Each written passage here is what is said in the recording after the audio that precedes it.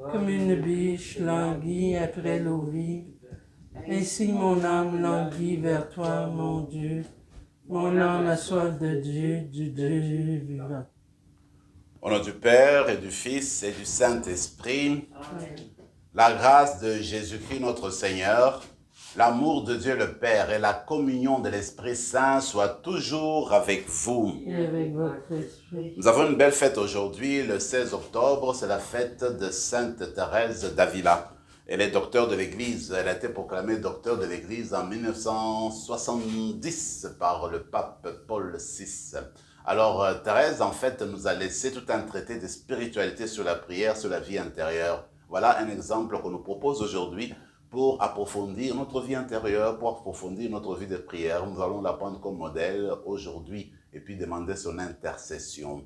Et moi, d'une manière personnelle, aujourd'hui, je célèbre mon 38e anniversaire d'ordination sacerdotale. C'est sûr que la célébration de la messe sera comme une action de grâce, comme le mot lui-même le dit, Eucharistie, rendre grâce au Seigneur. Je me rappelle de ce psaume qui dit « J'élèverai la coupe du salut en invoquant le nom du Seigneur pour dire merci au Seigneur ». C'est ce que je vais faire. Et puis, le Seigneur lui-même, tout vient de lui, tout don vient de lui. Alors, on va lui rendre grâce pour toutes ces années passées devant lui à travailler dans sa vigne. Alors, au début de cette rencontre, montrant notre pauvreté et puis montrant que nous sommes toujours des personnes limitées, nous ne méritons rien en fait, nous sommes des personnes limitées et que nous allons nous tourner vers Dieu pour qu'il reconnaisse, pour qu'il nous pardonne nos péchés et que nous nous reconnaissions, n'est-ce pas, sa présence et puis son pardon qui nous guérit.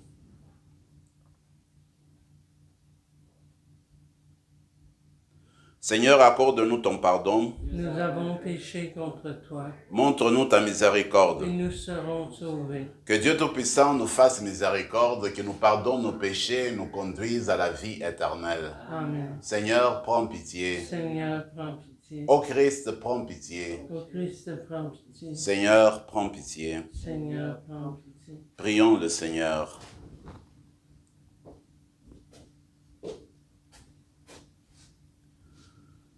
Dieu qui a suscité par ton esprit Sainte Thérèse d'Avila pour montrer à l'Église le chemin de la perfection, fais-nous trouver notre nourriture dans sa doctrine spirituelle et brûler du désir de la véritable sainteté. Par Jésus-Christ, ton Fils, notre Seigneur et notre Dieu, qui règne avec toi et le Saint-Esprit, maintenant et pour les siècles des siècles. Amen.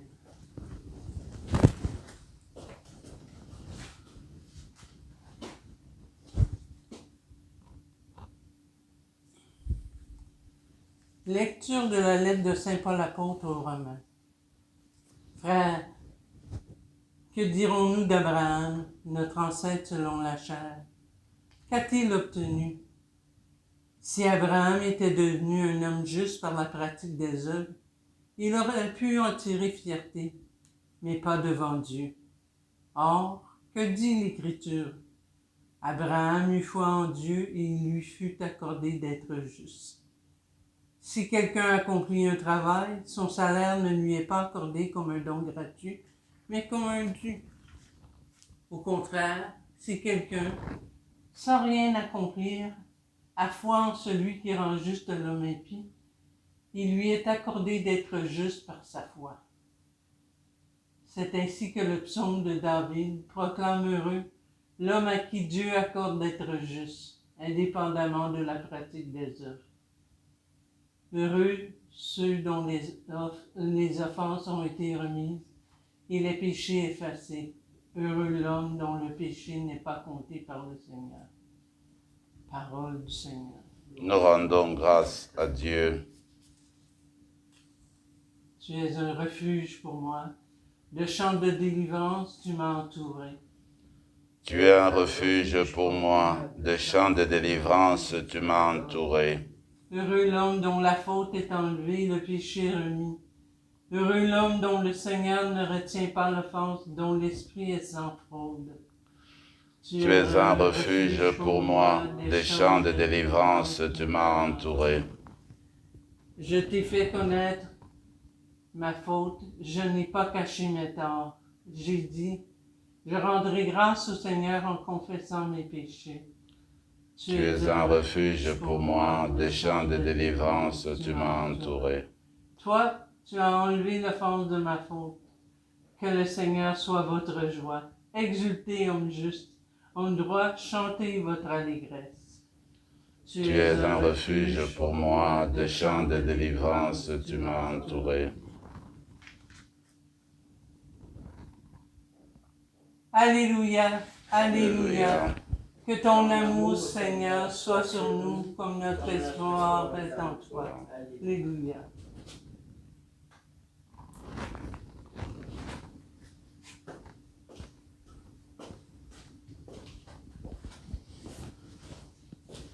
Le Seigneur soit avec vous.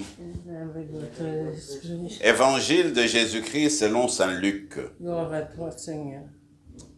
En ce temps-là, comme la foule s'était rassemblée par milliers au point qu'on s'écrasait, Jésus, s'adressant d'abord à ses disciples, se mit à dire « Méfiez-vous du levain des pharisiens, c'est-à-dire de leur hypocrisie.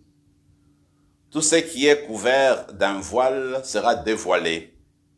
Tout ce qui est caché sera connu. Aussi, tout ce que vous aurez dit dans les ténèbres sera entendu en pleine lumière. Ce que vous aurez dit à l'oreille dans le fond de la maison sera proclamé sur les toits. Je vous le dis, à vous mes amis, ne craignez pas ceux qui tuent le corps, et après cela ne peuvent rien faire de plus.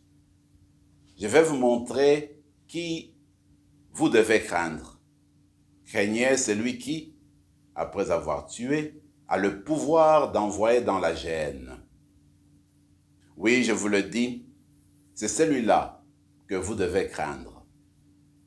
Est-ce que l'on ne vend pas 5 moineaux pour 2 sous? Or, pas un seul n'est oublié au regard de Dieu. À plus forte raison, les cheveux de votre tête sont tous comptés.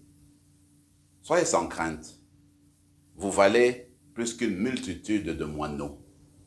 Acclamons la parole du Seigneur. Louange à toi, Seigneur Jésus.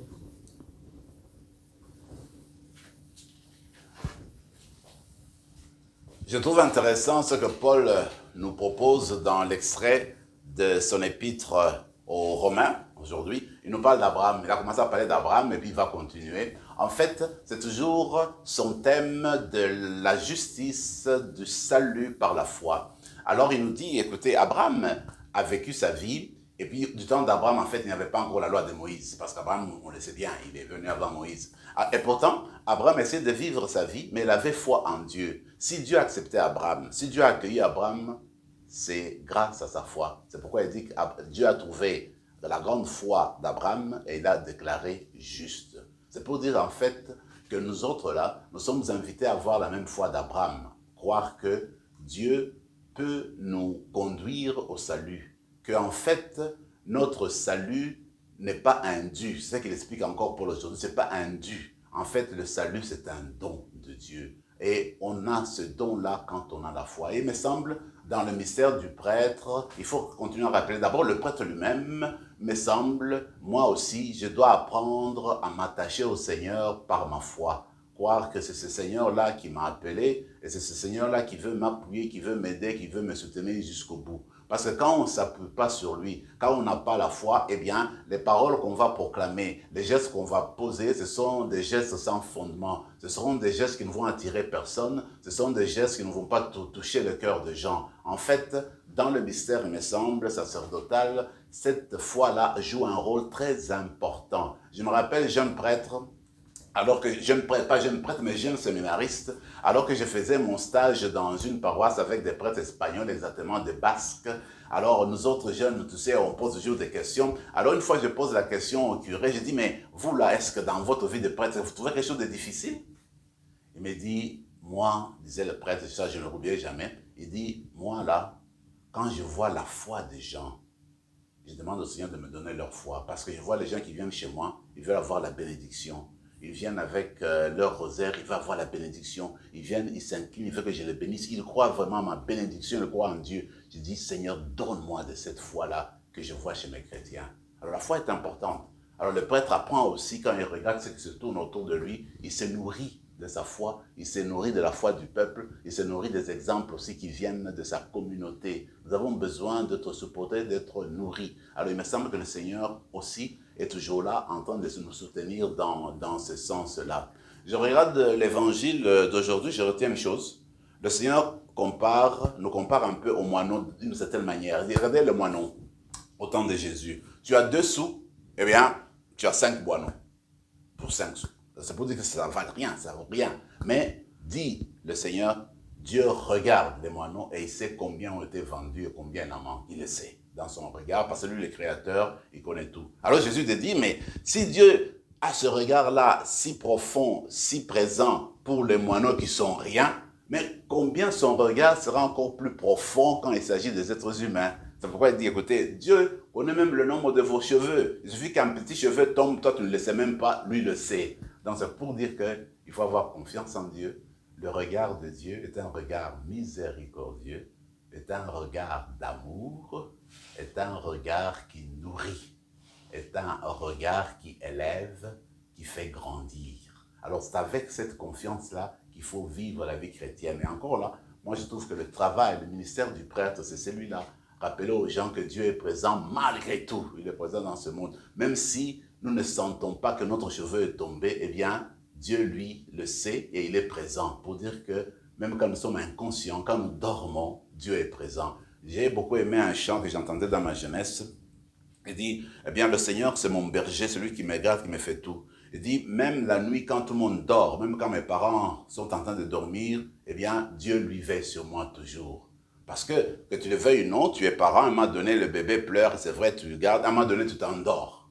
Et qui garde le bébé à ce moment-là? En fait, c'est pour dire qu'en fait, Dieu est là, c'est celui toujours qui veille sur nous et qui nous veut toujours du bien, malgré tout. Alors ça, c'est cette capacité de foi qu'il faut avoir. Il me semble que le ministère du prêtre doit rappeler continuellement cela, que Dieu est fou de nous, son amour est fou pour nous, et Dieu nous aime jusqu'au bout. Il est toujours là pour nous. C'est pourquoi il nous a créés, pour qu'on prenne part à son royaume, à sa vie éternelle.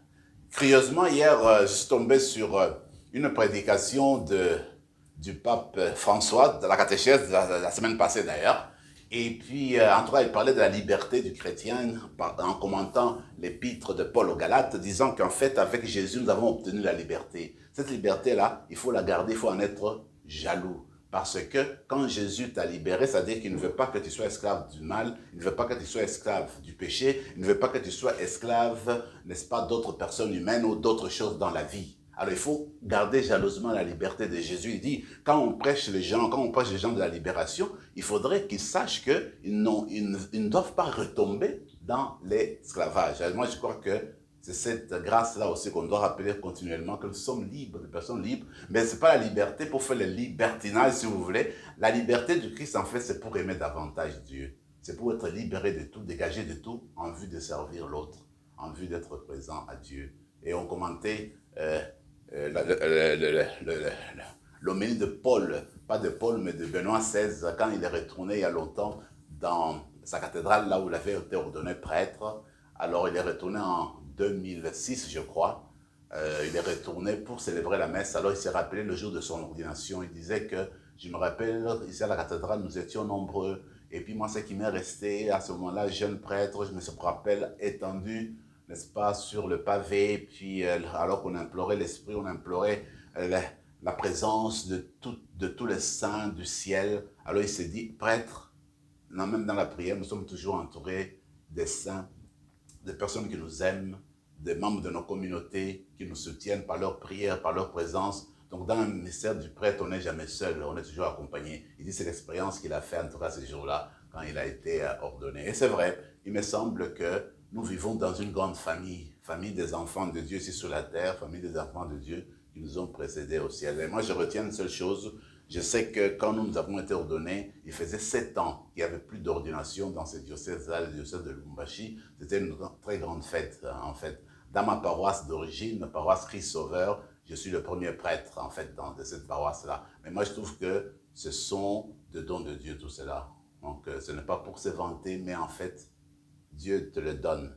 Et je me rappelle la réflexion d'un prêtre qui disait, quand il grandissait au séminaire, il y avait tellement des candidats formidables, intelligents et puis percutants qui étaient si bons. Il ne comprenait pas pourquoi lui, il était arrivé jusqu'à sacerdoce alors que les autres ne sont pas arrivés.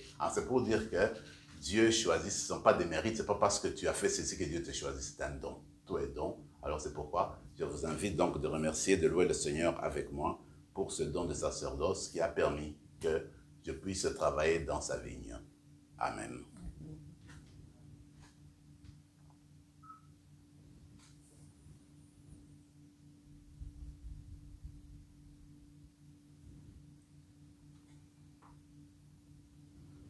Tu es béni, Seigneur, Dieu de l'univers, toi qui nous donnes ce pain, fruit de la terre et du travail des hommes et des femmes. Nous te le présentons, il deviendra le pain de la vie. Béni soit Dieu maintenant et toujours.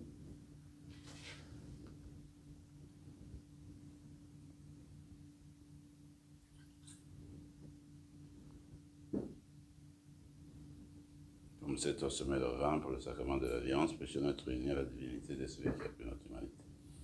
Tu es béni, Seigneur, Dieu de l'univers, toi qui nous donnes ce vin, fruit de la vigne et du travail des hommes et des femmes.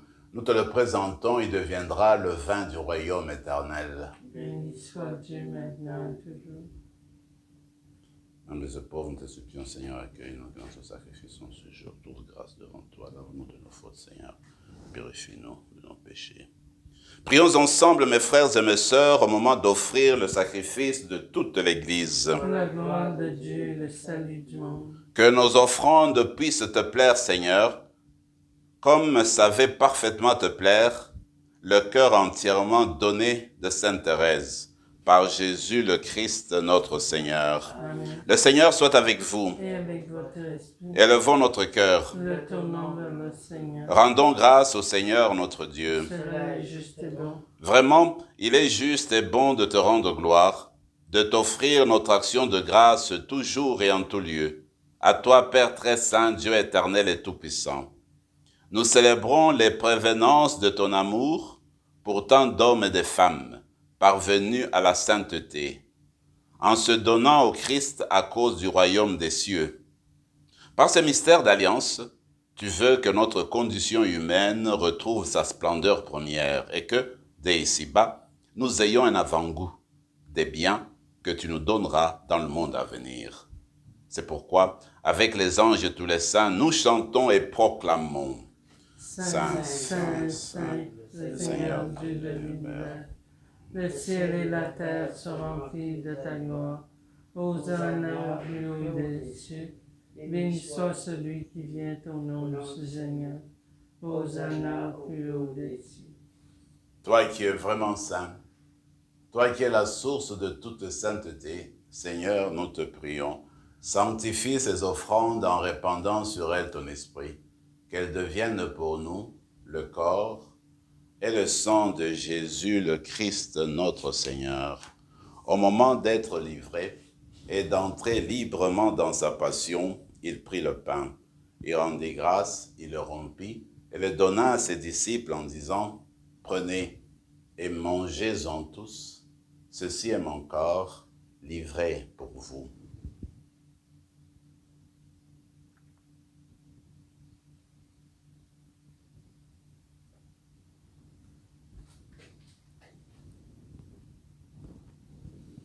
De même, à la fin du repas, il prit la coupe. De nouveau, il rendit grâce et la donna à ses disciples en disant, « Prenez et buvez-en tous, car ceci est la coupe de mon sang, le sang de l'alliance nouvelle et éternelle, qui sera versé pour vous et pour la multitude en rémission des péchés. Vous ferez cela en mémoire de moi. »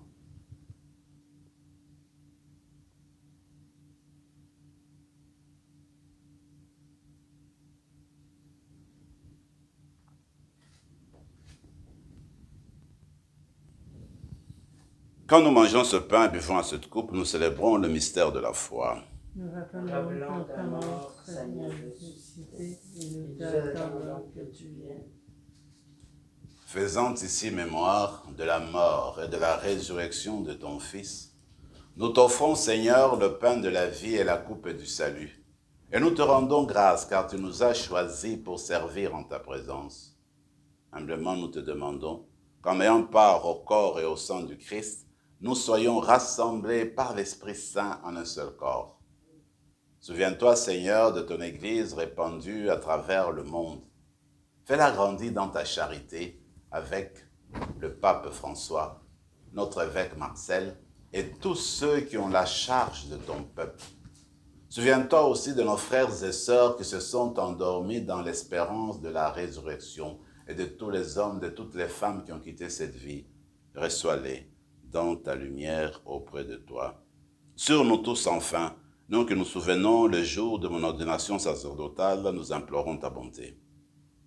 Permets qu'avec la Vierge Marie, la bienheureuse Mère de Dieu, avec les apôtres, Sainte Thérèse d'Avila, et les saints de tous les temps qui ont vécu dans ton amitié, nous ayons part à la vie éternelle et que nous chantions ta louange par Jésus-Christ, ton Fils bien-aimé.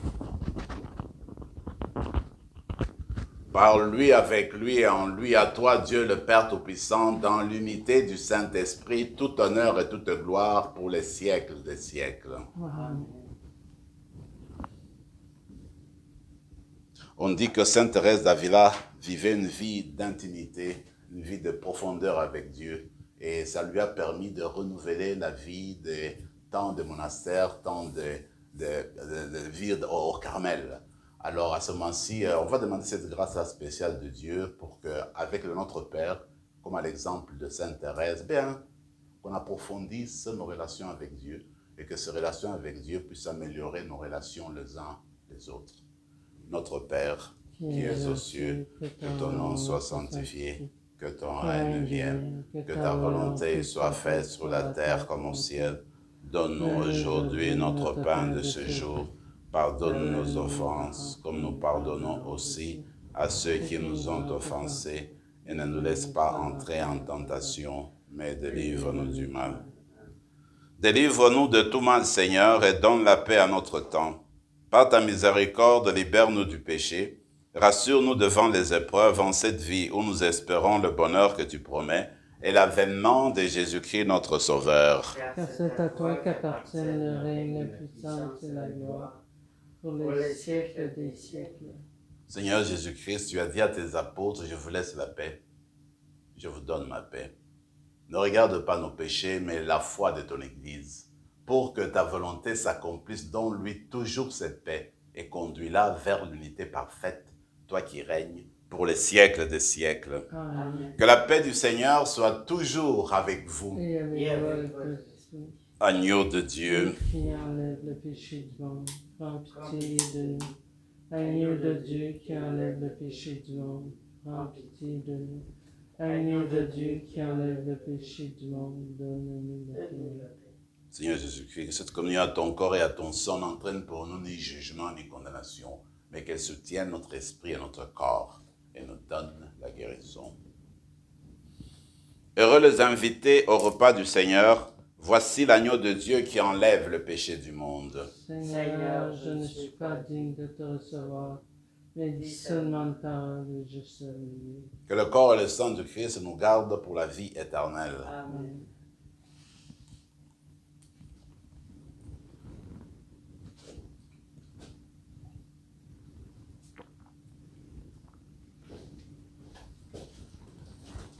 Le corps du Christ. Amen. Le corps du Christ. Amen.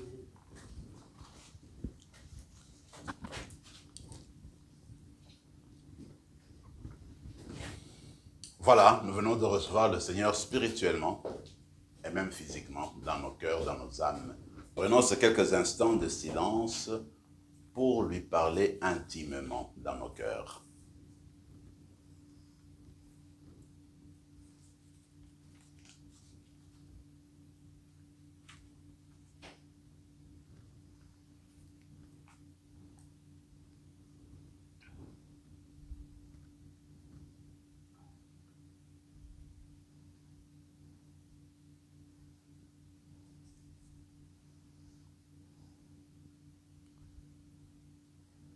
Sans fin, Seigneur, je chanterai ton amour et d'âge en âge proclamerai ta fidélité.